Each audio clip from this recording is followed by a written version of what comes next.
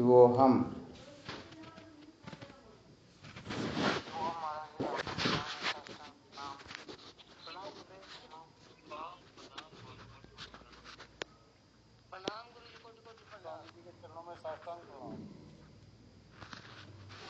गुरुदेव भगवान के श्री चरणों में प्रणाम। शिवोहम। शिवोहम।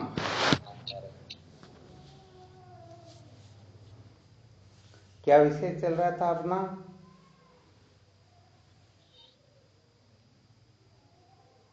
संसार को बनाए रहकर सत्य का साक्षात्कार नहीं किया जा सकता। संसार को बनाए रखकर कभी भी सत्य का साक्षात्कार नहीं किया जा सकता, ये चल रहा था ना? हाँ जी।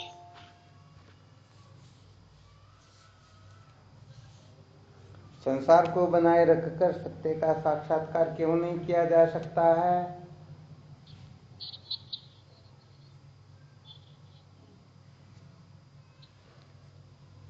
क्योंकि महाराज दो चीज साथ नहीं रहेगी। क्या नहीं रहेगी?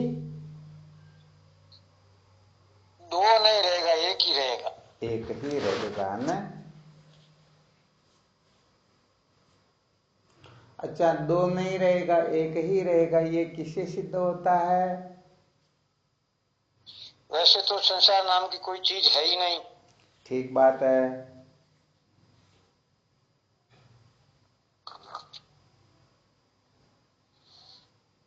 अच्छा, ये किससे सिद्ध होता है कि संसार नाम की कोई वस्तु है ही नहीं?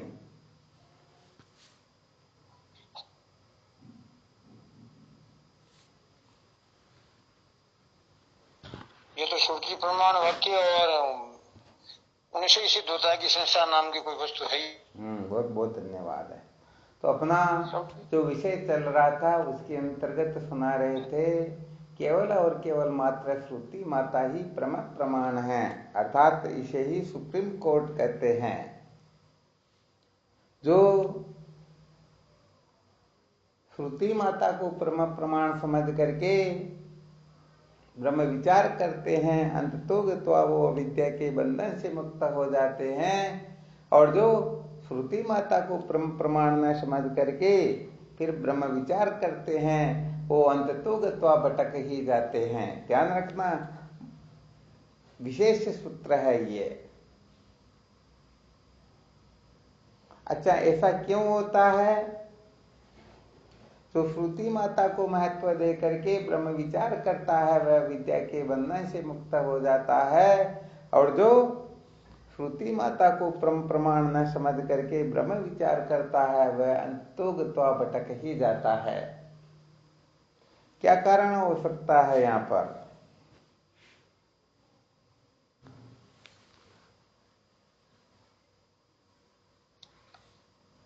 प्रणाम स्वामी जी। आप हाँ शिवोहम। जो श्रुति माता को नहीं महत्व देगा वो अपने मन के अनुसार करेगा, अपनी जैसी कल्पना है वैसा ही। बहुत बहुत धन्यवाद। अर्थात श्रुति माता को प्रमाण न समझना, उसको प्रमाण जो सम्यक प्रकार से विचार करके मंथन करके निर्णय लिया जा सकता है, ऐसे श्रुति प्रमाण का अनादर करके यदि कोई ब्रह्म विचार करेगा तो वह अपने मन के अंकुर को ही ब्रह्म समझ लेगा। अंतःकरण में छोटा मोटा कोई अंकुर उदय होगा और उस अंकुर को वह ब्रह्म समझ लेगा।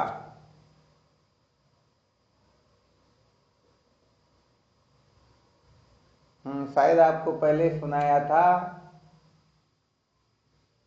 कोई एक साधक किसी महात्मा के पास जाकर कहने लगता है, भगवान मुझे अच्छी तरह से तत्व साक्षात्कार हो गया है, ध्यान देना अच्छी तरह से, परंतु मेरे समझ में नहीं आ रहा है कि अब मैं करूं तो क्या करूं। आ गया जब तो सभी पूरा का पूरा। ऐसे ना समझो कि सचमुच में ब्रह्म विद्या का रहस्य समझ में आ गया क्या? कण मात्र भी नहीं है। हाँ, अभी तक समझो उनको कुछ भी समझ में आया ही नहीं। हाँ, उनके अंतःकरण में जैसे विरोचन के अंतःकरण में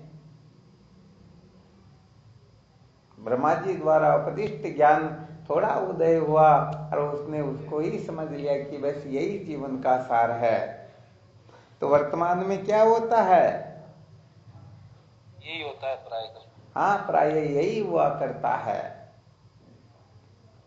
क्योंकि मन को महत्व दे करके यदि विचार किया जाए, मन को महत्व दे करके कुछ भी किया जाए, तो ये मन तो अनादि काल से कुछ न कुछ करता ही आ रहा है न। जी गुरुदेव। यदि इससे ये कृतार्थ हो जाता तो कहने का मतलब फिर गुरुदेव की शरणागत होने की भी कोई आवश्यकता नहीं रहती और किसी संतों का भी आश्रय लेना कोई उचित नहीं रहता, अथवा फिर विचार आदि जो साधन है इनका भी कोई महत्व नहीं रहता, क्योंकि मन की कल्पना को जो ब्रह्म समझ लेते हैं तो समझ लेना चाहिए उन्होंने मील के पत्थर को ही मंजिल समझ लिया है। किसको समझ लिया है? मील के पत्थर को। हाँ, मील के पत्थर को ही मंजिल समझ लिया। वैसे देखा जाए तो ऐसे लोग जो है मन को ही ब्रह्म समझ लेते हैं। बहुत सारे लोग बुद्धि को ब्रह्म समझ लेते हैं, कोई इंद्रियों को ब्रह्म समझते हैं।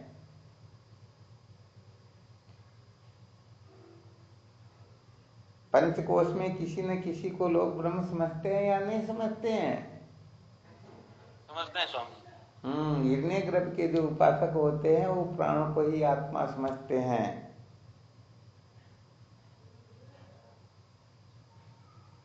क्षणिक विज्ञानवादी बुद्धि को आत्मा समझते हैं या नहीं समझते हैं? समझते हैं। हाँ, और शून्यवादी शून्य को ही आत्मा समझते हैं, शून्य को ही परमार्थ समझते हैं। तो वास्तव में होता क्या है? श्रुति माता है पौरुषे होने के कारण ये किसी का पक्षपात करते ही नहीं। बाकी ये जितने भी पक्षपात करने वाले होते हैं ना, तो वैसे देखा जाए तो लोग इनको अधूरा कहते हैं, परंतु ये तो अज्ञानियों से भी बहुत अधिक निकृष्ट होते हैं। क्या होते हैं? अज्ञानियों से निकृष्ट। हाँ, क्योंकि अज्ञानी तो बेचारे जानते ही नहीं, इसलिए वो देह में अमत्व ममत्व सत्यत्व बुद्धि करके कुछ भी कर रहे हैं, तो अपने प्राकृत स्वभाव के अनुसार विचरण कर रहे हैं। परंतु ये बाकी के जो होते हैं ना, इनको तो बहुत सारा पता होता है कि वास्तविकता क्या होती है। ऐसा करके भी फिर किसको महत्व देते हैं? मन को। हाँ, मन को महत्व देते हैं, अनात्म पदार्थों को महत्व देते हैं। जो संसार कदाचित हुआ ही नहीं, उसी संसार को महत्व दे करके कुछ न कुछ करते रहते हैं ना। जी स्वामी जी। हाँ, तो यहाँ पर विशेष बात यही है, श्रुति प्रमाण को महत्व दिए बिना यदि कोई कुछ भी करता है तो वह और अंधकार में प्रवेश करता है। ध्यान रखना अच्छी तरह से, किसमें प्रवेश करता है? और घोर अंधकार में। हाँ, घोर अंधकार में ही प्रवेश करता है। वह अविद्या की ओर ही प्रवृत्त होता है। वह सचमुच में ज्ञानी नहीं होता है, बल्कि डबल अज्ञानी हो जाता है। तो देखो यहाँ पर विशेष सूत्र बता देते हैं, विशेष संकेत करते हैं। श्रुति माता को महत्व दे करके, श्रुति माता का प्रमाण्य स्वीकार करके ये साधक विद्या के बंधन से पूर्ण रूप से मुक्त हो सकता है, वरना स्वप्न में भी नहीं हो सकता है। क्या कारण होगा, कोई बता सकते हैं क्या?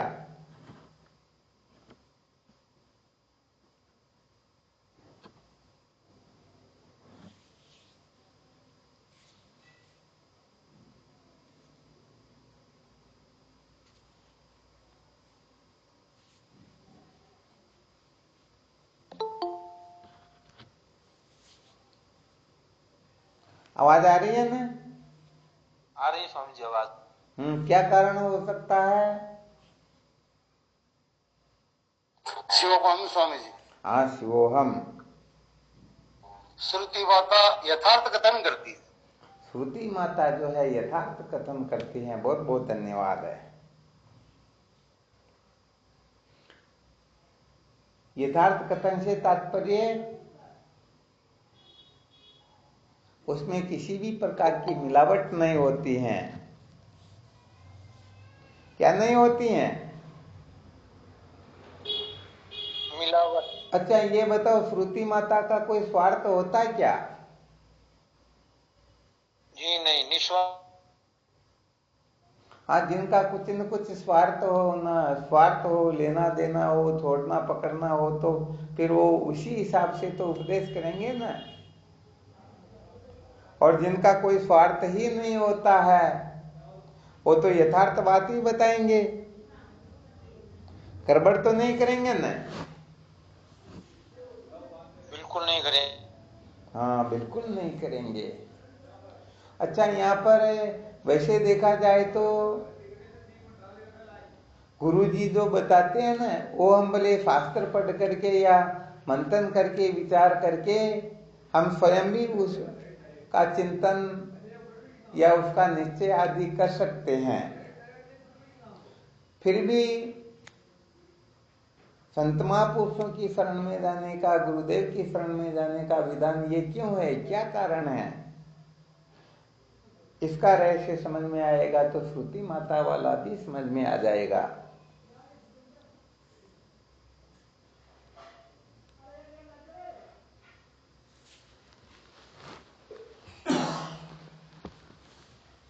जी, गुरुदेव के श्रीमुख में जो श्रवण करता है उसी प्रकार उसका दृढ़ निश्चय हो जाता है। श्रुति माता जो कथन करती है वो उसमें स्वयं समझ नहीं पाता है, तो गुरुदेव तो समझा देते हैं ना भी श्रुति माता ऐसा कहती है, इसलिए गुरुदेव के शरण में जाना पड़ता है। गुरुदेव ही तो सब कुछ है। देखो, यहाँ पर बता देना चाहते हैं, अविद्या की जो निवृत्ति होती है वो सुने बिना, श्रवण किए बिना संभव ही नहीं है। ध्यान देना अच्छी तरह से। क्या किए बिना संभव नहीं है? श्रवण किए बिना संभव नहीं। हाँ, बिना श्रवण के विद्या की निवृत्ति होती ही नहीं। अच्छा, तो हम सुनेंगे तो किसी न किसी से सुनेंगे या नहीं सुनेंगे? बिल्कुल सुनेंगे। बिल्कुल सुनेंगे ना। जी स्वामी जी। तो यहाँ पर क्या होता है, सुनना जो होता है,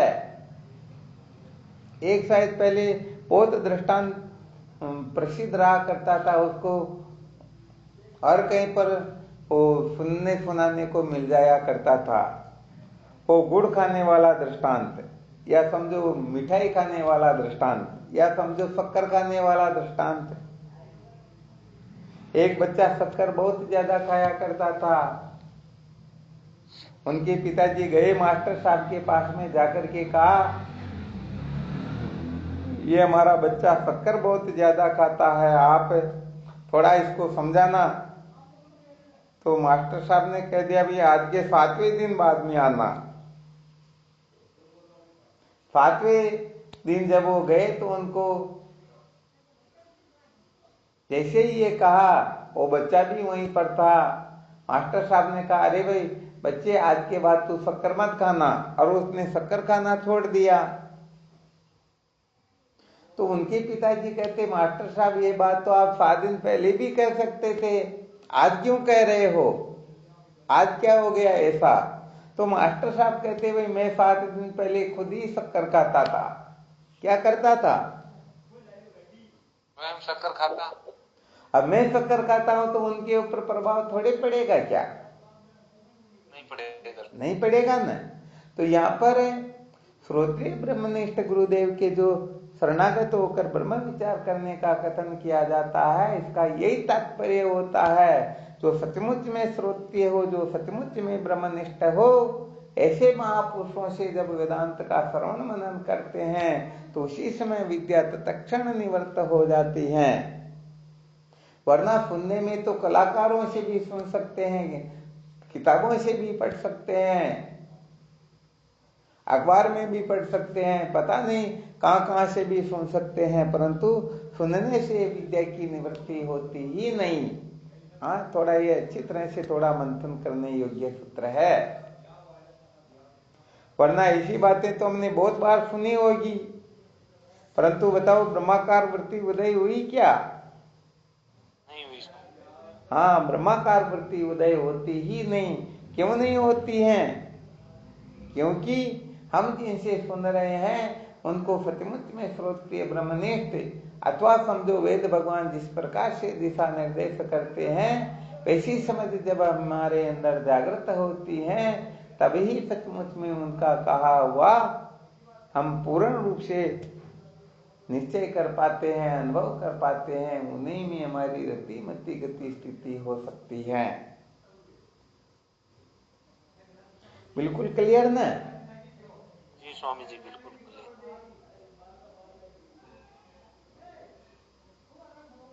तो यहाँ पर श्रुति माता जो है, परीक्षे लोकान कर्म चित्तान ब्रह्मणो निर्वेद मायान नास्ता करते करते न तद विज्ञानार्थम स गुरु में भी गच्छेत स्मित पणि श्रोत्रिय ब्रह्मनिष्ठम। तो श्रुति माता स्वयं संकेत कर रही है ना। तो यहाँ पर संकेत करके ये सिद्ध करना चाहती हैं कि ये ब्रह्म विद्या जो है, ये विद्या के बंधन से जो छुटकारा है, सर्वप्रथम परीक्षा करके देखना होता है कि कर्म से क्या मिलता है और ज्ञान से क्या मिलता है। इनका बहुत अच्छी तरह से तुलनात्मक अध्ययन करना होता है, खूब अच्छी तरह से मंथन करना होता है, अच्छी तरह से इसके रहस्य को समझना होता है। और जब इसके रहस्य को अच्छी तरह से समझ जाए, अच्छा, इसके रहस्य को विशेष रूप से कब समझ पाएंगे बताओ? परीक्षे लोकान कर्म चित्तान।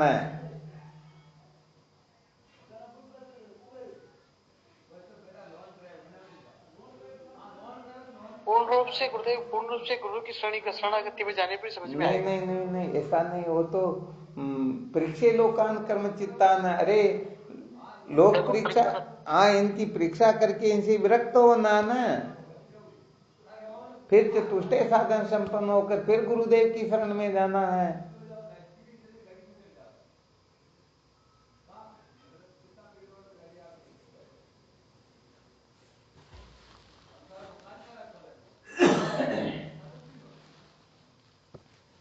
कैसे?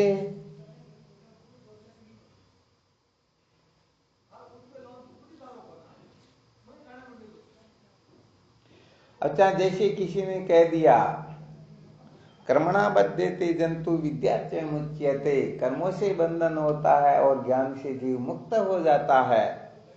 इतना सुन करके यदि कोई कर्मों का त्याग कर बैठे तो क्या वह ब्रह्म साक्षात्कार को प्राप्त हो सकता है? क्या उसके हृदय में ब्रह्म विद्या जागृत हो सकती है? नहीं हो सकती। क्यों भाई, क्यों नहीं हो सकती? क्या कारण है? क्योंकि ये तो अभी तक सुना है, वास्तव में वो चतुष्टय साधन संपन्न नहीं है। चतुष्टय साधन संपन्न तो खैर बाद में होंगे। चलो ठीक है, ये सुन करके चतुष्टय साधन संपन्न तो हो सकते हैं या नहीं हो सकते हैं? हो सकते हैं। हाँ, यही तो संकेत कर रहे हैं। अच्छा, और भी कोई इस पक्ष में? अभी जो सहजानंद जी ने बताया, कहीं सत्संग में सुना, शास्त्रों में पढ़ाया, किसी न किसी प्रकार से उनके कान तक ये शब्द पहुंच गए, कर्मणा मध्यते जंतु विद्या मुच्यते, कर्मों से बंधन होता है और ज्ञान से मुक्ति हो जाती है। तो ऐसा सुनने मात्र से, ऐसा सुन करके वह चतुष्टय साधन संपन्न हो जाता है। इसमें कौन कौन अपना पक्ष प्रस्तुत कर रहा है? क्या ये बिल्कुल सही बात है?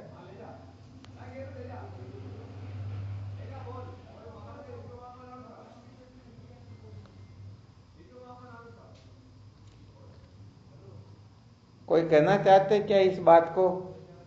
हाँ, ये बिल्कुल ठीक है।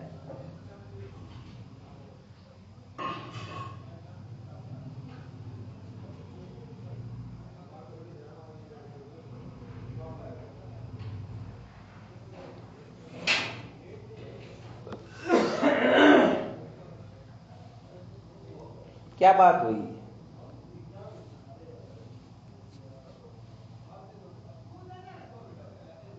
अरे कोई कोई कुछ ना कुछ तो बोलो, ठीक है या नहीं है?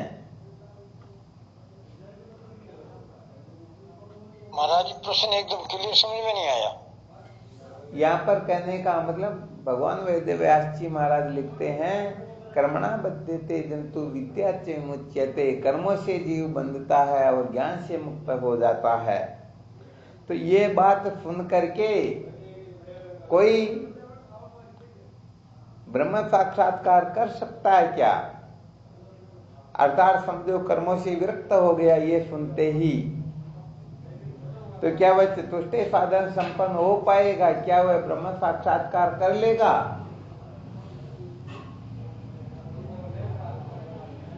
नहीं करेगा स्वामी। क्यों भाई, क्या कारण हुआ?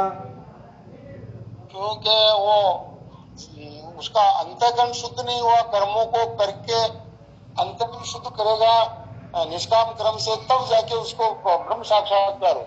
बहुत बहुत धन्यवाद। आपने वास्तव में इसमें जो सूक्ष्म रहस्य है उसको अच्छी तरह से समझ लिया, क्योंकि श्रुति माता ने संकेत किया है परीक्षे लोकान कर्म चित्तान, सबसे पहले परीक्षा करके देखेगा ना। क्योंकि अभी थोड़ी देर पहले बताया था, जब हम अच्छी तरह से निश्चय करते हैं कि ये श्रोत्रिय ब्रह्मनिष्ठ है, तभी उनका कथन किया हुआ हमारे हृदयंगम हो सकता है। तो हम जब तक इन कर्मों की परीक्षा नहीं कर लेते हैं कि वास्तव में कर्म बंधन रूप है, तब तक कर्मों से वैराग्य होगा क्या?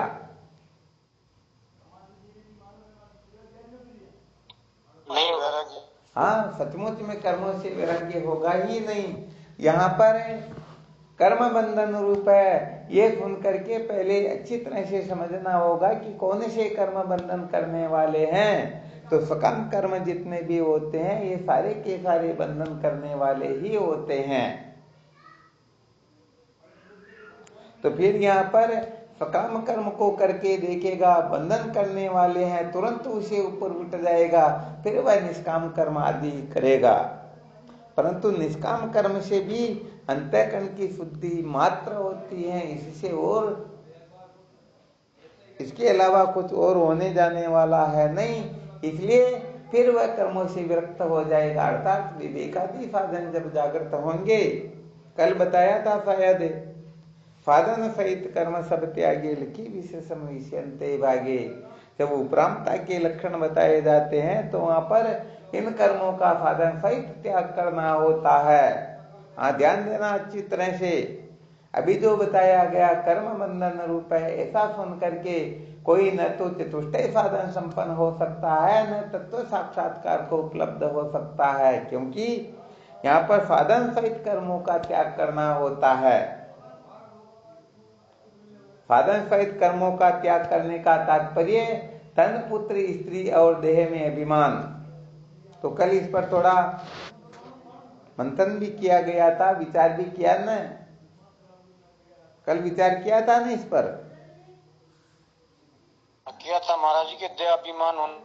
हाँ, सच्ची बात तो यह, यदि कोई समझता मैं ब्राह्मण क्षत्रिय वैसे शूद्र हूँ, मैं ऐसा वैसा हूँ, ऐसे अनेक अनेक प्रकार के जो कल्पना करके बैठे हुए हैं, सचमुच में वो दिन में करोड़ करोड़ करोड़ बार भले मैं ब्रह्म ब्रह्म माला करते रहे, फिर भी अभी तक ब्रह्म साक्षात्कार से करोड़ों को सो दूर ही है।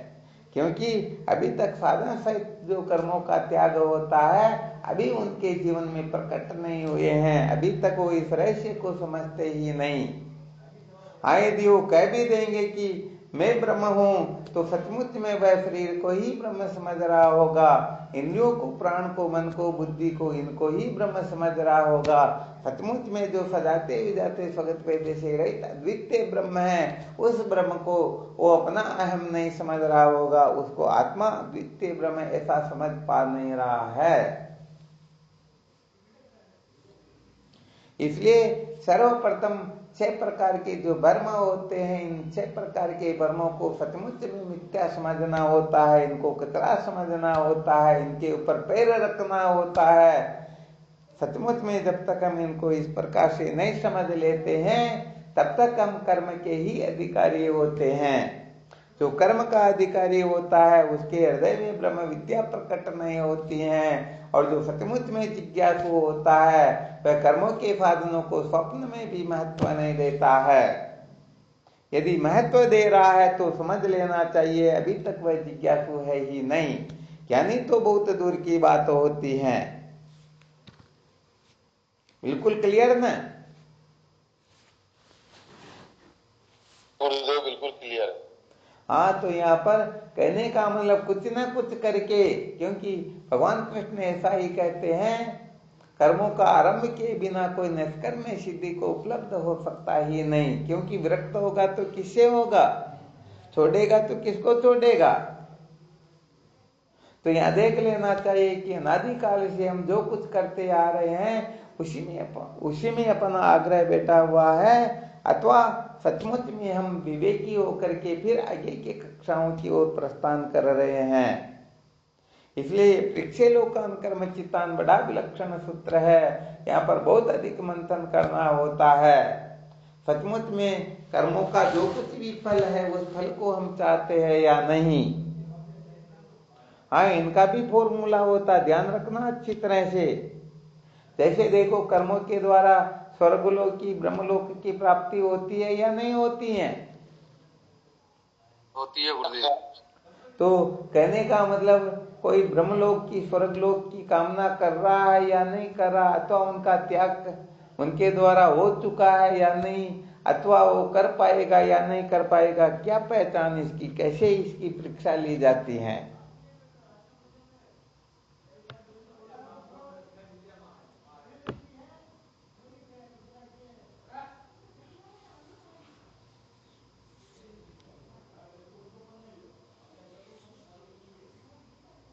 अच्छा समझो, विचार करो।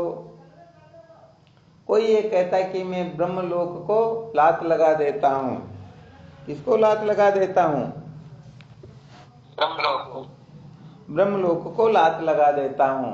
और वह स्वर्ग में राजा इंद्र बनने के लिए तपस्या करता है, साधना करता है, उसी के लिए वो लालायित रहता है 24 घंटे।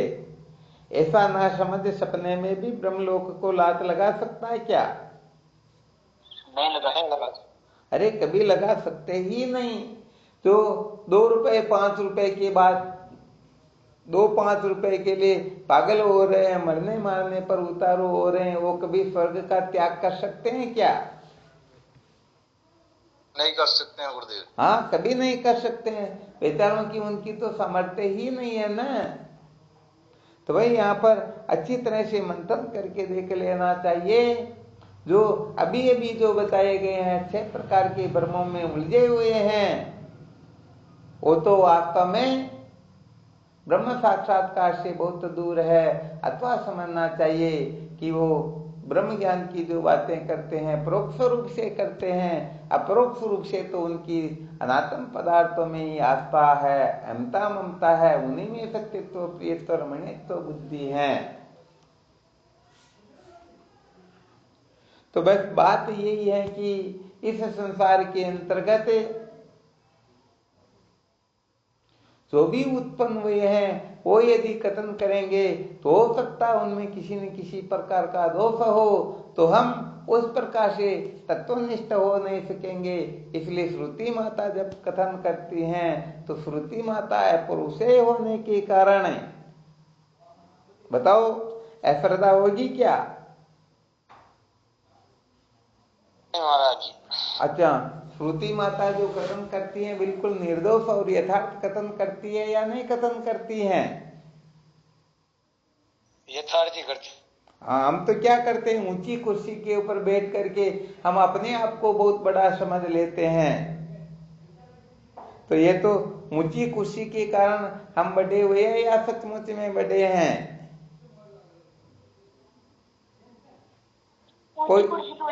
कोई धन के कारण अपने को बड़ा समझता है तो धन बड़ा हुआ या वो बड़ा हुआ? धन स्वामी जी। हाँ, धन ही है। तो भाई सच्ची बात तो यहाँ पर यही है। तो कहने का मतलब अपने में किसी न किसी प्रकार की विशेषता होने के कारण अपने ब्रह्मपने की घोषणा करते हैं। वो तो बेचारे बहुत बालक हैं, वो तो अभी बोले जीव हैं, अभी तक उनको तत्व का साक्षात्कार नहीं हुआ है। तो यहाँ पर श्रुति माता जिस प्रकार से दिशा निर्देश करती हैं, जिस प्रकार से अंतःकरण को शुद्ध करके तत्व जिज्ञासु होकर वेदांत के श्रवण मनन निध्यासन के लिए श्रोत्रिय ब्रह्मनिष्ठ महापुरुषों के सानिध्य में ब्रह्म विचार करने का विधान किया गया है। इस प्रकार से यदि कोई ब्रह्म विचार करेगा तो सचमुच में वह विद्या के बंधन से मुक्त हो जाएगा। वरना सच्ची बात यह है कि वह वाचा मुक्त अवश्य हो सकता है, सचमुच में मुक्त होता ही नहीं। बिल्कुल क्लियर न? तो बस यहाँ पर अपने को श्रुति माता को ही महत्व देना है। हम मन को महत्व देंगे, मन चाहे अपना हो या दूसरों का ही क्यों न हो। तो सचमुच में श्रुति माता जैसे गुरुओं के लक्षण बताती हैं, वैसे लक्षण किसी में मिले तो सचमुच में वो आदरणीय होते हैं। वरना बाकी तो हम जैसे होते हैं वैसे ही दूसरे होते हैं, दूसरे होते वैसे ही हम खुद ही होते हैं। तो केवल और केवल मात्र संत व सदगुरु यही केवल और केवल मात्र ग्रहण करने योग्य हैं। संत का मतलब यहाँ पर जो सत्य से एक हो गया उसे संत कहते हैं। बाकी जो ये संत बने हुए हैं ना, ये तो अपनी दुकानदारियां चलाते हैं, मौज मस्ती मनोरंजन करते हैं, अपनी अपनी व्यवस्थाएं देखते हैं। सचमुच में हर कोई संत होता ही नहीं। और जो सत्य से एक हो गया उनकी दृष्टि में फिर द्वैत नाम की कोई वस्तु रहती ही क्या थे? द्वैत मन विद्यते, ज्ञान होने पर द्वैत रहता है क्या? जी नहीं रहता। हाँ, यहाँ पर तो कहने का मतलब दुकानदारियों में ऐसे बावले हो रहे हैं कि संसार में जितनी भी दुकानें, सबकी दुकानें बंद हो जाए, केवल मेरी ही दुकान चले। रात दिन बेचारों को संतोष ही नहीं मिलता। रात दिन यही चिंतन करते हैं कि उनको घर पर कैसे बिठा दे, उनका अनादर कैसे करे, उनकी फजीती कैसे करे, उनको मिट्टी में कैसे मिलाए। सर्वत्र हमारी जय जयकार हो, हमारा ही बोलबाला हो, हम ही ज्ञानी है, हमारे सिवाय संसार में कोई है ही नहीं। अब बताओ, ऐसे ना समझ लोग कभी विद्वान हो सकते हैं? अरे अभी तक धर्म की कक्षा के मानवता के लक्षण भी नहीं है। जिज्ञासु होना तो बहुत दूर की बात है, और ब्रह्म साक्षात्कार तो बहुत उच्च कक्षा होती हैं। इसलिए जिनका देह में अभिनिवेश हो, देह में हो चाहे इंद्रियों में हो, प्राण में, मन में, बुद्धि में, किसी में भी हो, तो समझ लेना चाहिए अभी तक वह पंचकोश में ही अटके हुए हैं। पंचकोश को ही परमार्थ समझते हैं, और जो पंचकोश को महत्व दे करके बैठे हुए हैं वो बेचारे खुद ही अज्ञानी हैं, खुद ही बंधे हुए हैं। वो दूसरों को क्या मुक्त करेंगे? सामर्थ्य है क्या उनकी? नहीं है गुरुदेव। हाँ, सवाल ही नहीं है। इसलिए भाई यहाँ पर तो सच्ची बात तो यह है, भगवान जो कहते हैं ना मनुष्याणाम सहस्रेषु, तो उसमें जो बताया गया है कच्चिन्माम वेति तत्वतः, हजारों लाखों करोड़ों जिज्ञासुओं में एक केवल बोधवान हो सकता है। तो बाकी का क्या हुआ? तो बाकी को ऐसे वेदवादी पामर पुरुष मिल जाते हैं जो सचमुच में संत तो क्या, संत की छाया को भी नहीं छूते हैं, फिर भी सातवें आसमान के संत बने हुए हैं। वो अपने चक्कर में ले लेते हैं और जीवन भर अपना स्वार्थ मनोरंजन सिद्ध करते हैं। वो भी बेचारा बंध जाता और तो पहले ही बंधे हुए हैं। तो बड़ा हो गया ना गड़बड़ घोटाला। इसीलिए परीक्षे लोकान कर्म चित्तान है। साधकों को स्वयं को चित्त से निर्णय लेकर के देखना चाहिए कि ये संत सचमुच में संत है या नहीं, ये गुरु के योग्य है या नहीं। यदि समझ में ना आए तो महापुरुषों की कमी नहीं है। महापुरुषों के सानिध्य बिना, महापुरुषों की कृपा प्राप्त किए बिना कोई भी विद्या के बंधन से मुक्त हो सकता ही नहीं। हमारे संत शास्त्रों का तो यहाँ तक कहना है, ज्ञानम मोक्षम आपनोति तस्माद् ज्ञानम परात् पर अतोयो ज्ञानदाने हीनम क्षमस्तम तेजेद गुरुम। ज्ञान से ही मोक्ष होती है, ज्ञान ही सर्वश्रेष्ठ है। ऐसी ब्रह्म विद्या का यदि कोई उपदेश करने में समर्थ न हो तो ऐसे गुरु का त्याग कर देना चाहिए। परंतु होता क्या है, वर्तमान में ये बोलबाला ऐसा ही होता है, जो कुछ भी नहीं समझते हैं वो यही कहते हैं हम ही सबसे श्रेष्ठ ब्रह्म ज्ञानी हैं, बाकी तो कोई कुछ समझते ही नहीं। तो भाई ये सारी की सारी बातें तो यदि हम अच्छी तरह से मंथन करेंगे, विचार करेंगे, श्रुति माता को प्रमाण समझेंगे तो निश्चित रूप से अपने हृदय में ये सूत्र जागृत होने लग जाएंगे। वरना ये संसार के जो मौज मस्ती मनोरंजन में लगे हुए हैं इनको महत्व देंगे तो ये यही कहेंगे बस जो ब्राह्मण होता वही ब्रह्म हो सकता है, जो कलेक्टर हो वही ब्रह्म हो सकता है, जो धनवान हो वही ब्रह्म हो सकता है, या जिनका कोई प्रभाव हो, जिनके आगे पीछे 1500 चलते हो वही ब्रह्म हो सकता है। तो श्रुति माता इस प्रकार से वर्णन करती ही नहीं। श्रुति माता का कथन तो है ये तिष्ठते एव शरीरे, इस शरीर के रहते हुए भी तुम सच्चिदानंद अद्वितीय ब्रह्म हो, चाहे तुम खटमल के रूप में हो, मक्खी के रूप में हो, मच्छर के रूप में हो, कोई क्यों ना हो, सब ज्यों के त्यों अद्वितीय ब्रह्म ही हैं। तो जो मैं ब्रह्म हूं तुम ब्रह्म नहीं ऐसा कथन करने वाले होते हैं ना वो सब वेदवादी ही होते हैं, अथवा जो पंचकोश में किसी को ब्रह्म समझ करके बैठे हैं वो भी वेदवादी ही होते हैं। तो यहाँ पर कुल मिलाकर के पृक्षे लोकान कर्म चित्तान है, इसको बहुत अच्छी तरह से मंथन करके देख लेना चाहिए। तो जब तक 3 शरीर से 3 अवस्थाओं से पंचकोश से वैराग्य नहीं हो जाता है, इनको कतरा नहीं समझ लेते हैं, तब तक तो सच्ची बात है ब्रह्म जिज्ञासा जागृत ही नहीं हुई। बिल्कुल सही है ना? बिल्कुल सही। हाँ, तो जो प्राचीन वस्तुओं को सत्य समझते हैं, प्राचीन वस्तुओं को नित्य समझते हैं, प्राचीन वस्तुओं का आश्रय लेकर के जो मौज मस्ती में लगे हुए हैं वो ब्रह्म काय के, वो तो बेचारे जीव हैं, वो तो ऐसे ही जन्म मृत्यु की श्रृंखला में भटक रहे हैं। वो जन्मते हैं मरने के लिए और मरते हैं जन्मने के लिए। तो केवल और केवल मात्र श्रुति माता को महत्व दे करके, हाँ, सत्य संप्रदाय की रीति से हमें ब्रह्म साक्षात्कार करना है। कहां पर गड़बड़ हो रही इसको बहुत अच्छी तरह से समझना है। इसको समझ करके जब हृदयंगम करेंगे और शास्त्रोक्त रीति से ब्रह्म विचार करेंगे तो निश्चित रूप से विद्या के बंधन से मुक्त हो जाएंगे। तो यहाँ पर जो श्रुति माता को प्रमाण समझ करके ब्रह्म विचार करते हैं, अंत में वो अभिमानी होते ही नहीं। और श्रुति माता को महत्व न दे करके यदि कुछ न कुछ करते तो अंत में अभिमानी हो जाते कि हमको किसी की जरूरत नहीं थी, हमको न गुरु की आवश्यकता होती है, न वेद की आवश्यकता होती है, न शास्त्रों की होती, हम तो स्वयं ही ज्ञानी हैं, हम तो खुद ही अपनी अक्ल होशियारी से आत्म तत्व का साक्षात्कार करके हम तो धन्य हो गए और बाकी संसार में सभी लोगों को धन्य कर देंगे। हो गया ना गड़बड़ घोटाला?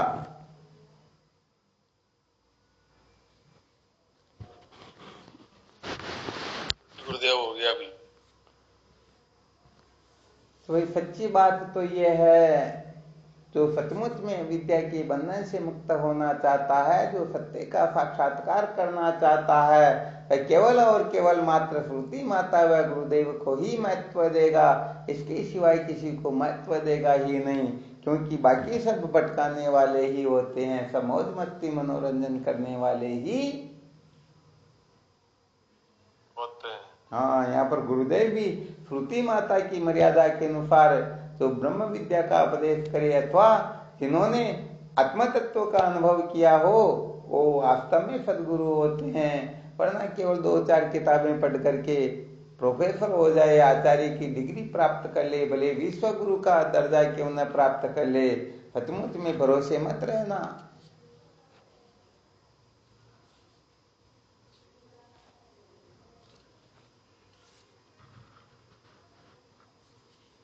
तो चलो ठीक, इसका खूब मंथन करना। सत्य को जाने बिना कभी भी दुखों का अंत होता ही नहीं, और संसार को बनाए रखकर कभी भी सत्य का साक्षात्कार किया जा सकता ही नहीं। तो कुल मिलाकर के ये संसार को बनाए रखने का आग्रह ही हमें सत्य से च्युत कर देता है, हमें अनादिकाल से भटका रहा है। तो जो संसार कदाचित है ही नहीं, न तो श्रुति से सिद्ध होता है, न युक्ति से, न अनुभव से, कोई संसार जीव मात्र के सिर पर एक तरह से वो क्या कहते हैं, तो उस प्रकार से बेचारे भोले जीव जो वस्तु है ही नहीं उसको है समझ करके, सत्य प्रिय रमणीय समझ करके आनंदित होने के लिए जीवन पर इस ओर प्रवृत्त होते रहते हैं, परंतु अंत में उनके सुनने के सिवाय कुछ भी आता ही नहीं।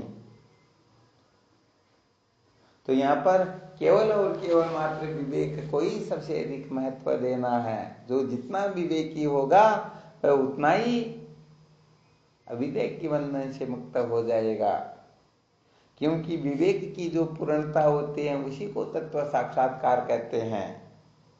और शायद पहले एक बार चर्चा भी की थी, जिनको दुनिया में द्वैत खटकता है समझ लेना चाहिए अभी तक विवेक में पूर्णता है ही नहीं।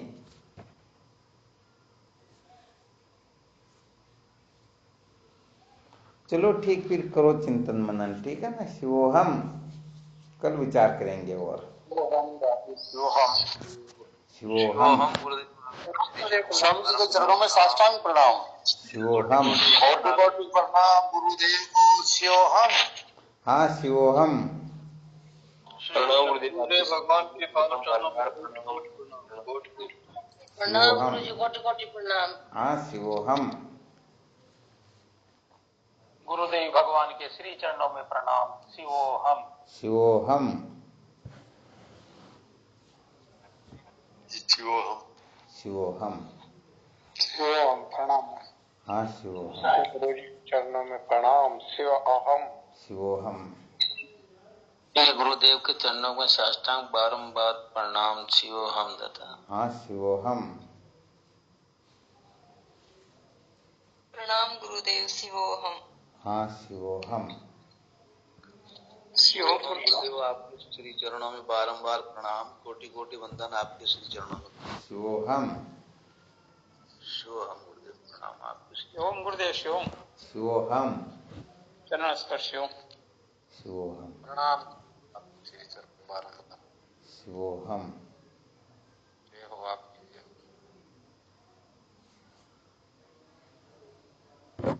प्रणाम गुरुदेव आपकी श्री चरणों को प्रणाम। शिवोहम स्वामी जी आपके श्री चरणों में कोटि कोटि। शिवोहम प्रणाम स्वामी जी आपके श्री चरणों में कोटि कोटि। शिवोहम कोटि कोटि प्रणाम स्वामी जी आपके श्री चरणों में। शिवोहम